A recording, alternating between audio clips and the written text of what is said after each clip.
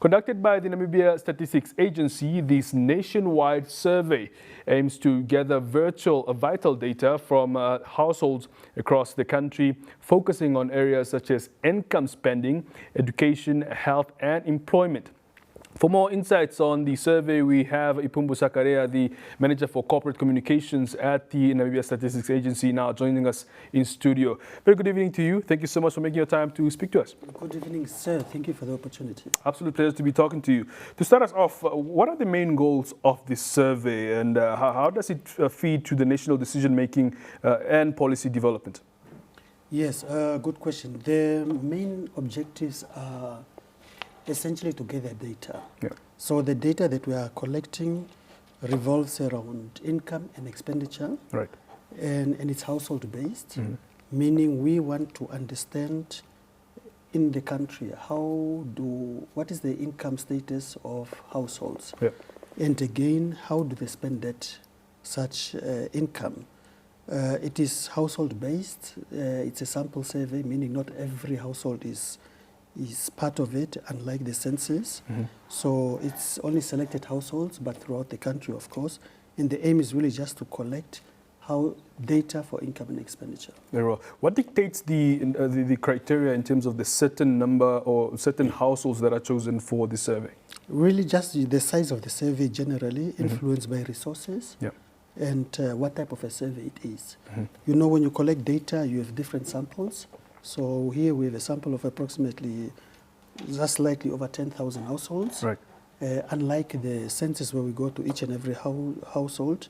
But what influences it is really the magnitude of the survey, and then of course resources available and allocated to it. Very well.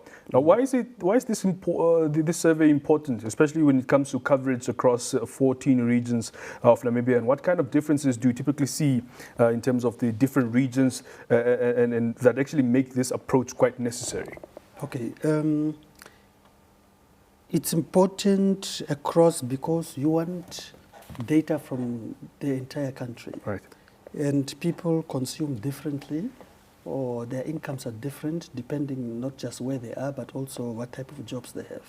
So we want to have a reflection of what is the state of affairs in the country, and not just in one region. That's why we go to all the 14 regions in the country, and the significance of it is data.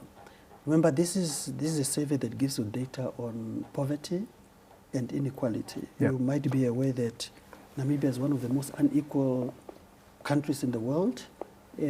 So you have quite a challenge to deal with, and it also gives you poverty data. Yeah. So this is the 5th survey that is taking place, and we have a lag in terms of household income and expenditure data, and that's why there's a need to do so. Very well. Now, you mentioned that this is very significant data, and I can agree to that. But how will the NSA actually make sure that this data is actually accurate, that it's also truly representative of what's been collected across the country? Okay, truly representative is, of course, you must be diverse, number one. Yeah. And we train our enumerators to collect data. Why it takes place for 12 months is because over a season, over a year, people consume and generate income differently.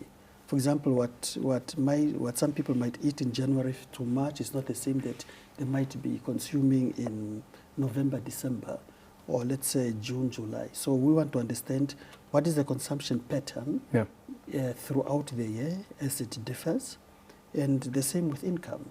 So that is important. So we train our enumerators to ensure that data is collected the way it's supposed to be, to make sure that it makes sense once we have to compile it. Very well. Speaking of patterns and trends, judging from the previous surveys, has there been any trend that has been observed in terms of even challenges, if you like, that you notice perhaps in terms of household income and spending? And what kind of insights are you actually hoping to get from this current one that's, of course, expected to end until May, or rather April 2026? Okay. Looking at the past, your household income and expenditure survey, it gives you massive data. So you don't just look at income patterns, different income patterns of the country, but also expenditure. Now, from income perspective, like I said already, Namibia is one of the most unequal societies in the world. We are classified as a middle-income country. However, when you look at your general average Namibian, might not necessarily fall under your middle-income group. So it shows you that you have maybe a few people that are extremely rich or wealthy, and then you have the majority of people that are probably not as wealthy or not as middle-income as they're supposed to be. Right. But an interesting indicator is that there's so much wealth in the country that even poor people are considered when you look at the average middle income. So that also shows you that you have quite a couple of challenges that you need to deal with. And the data is very, very, very rich. Previous reports are available, very informative information, and we just need to continue generating data for that. Very well. This survey already commenced 2 months ago, in April on the 28th. Talk to us about, what those that are still probably still expecting them to show up at their houses and, of course, get the survey done. What should they expect? What can they look out for when the enumerators actually come and perhaps begin with the survey? Okay, very good question. What's going to happen? It's a 12-month survey. So what we do is we have trained enumerators. Yep. So we have supervisors and then enumerators, teams. So each team consists of 2 enumerators and 1 supervisor. So when they come to your house, they will come there, introduce themselves, tell you who they are, why they are there, and then they ask you certain questions that are relevant to what we ought to do. And then, very, very important, this is a type of self-administered survey, which means we are going to leave you with what we call a daily record book. Yeah. And that daily record book, you are supposed to enter for a period of 14 days your income and expenditure patterns. So everything that you consume or that income that you receive, you record it. Why do you have that book? So that if we come back after 2 weeks, you might have forgotten what you have done it, but we want you to record on a daily basis what happens there. And the idea is just for us to understand. Examples can be fuel, can be food, it can be school uniform, it can be whatever, tobacco, it can be whatever people consume. Yeah. The idea is really just to understand what is the consumption pattern in the country, in the households, and what is the income levels in society. So people can just expect our people to come to them. Yeah. They will leave them with a daily record books. And what we want them to do is we ask the nation to cooperate. Yeah. The data is being collected so that we can plan properly and, of course, monitor development plans.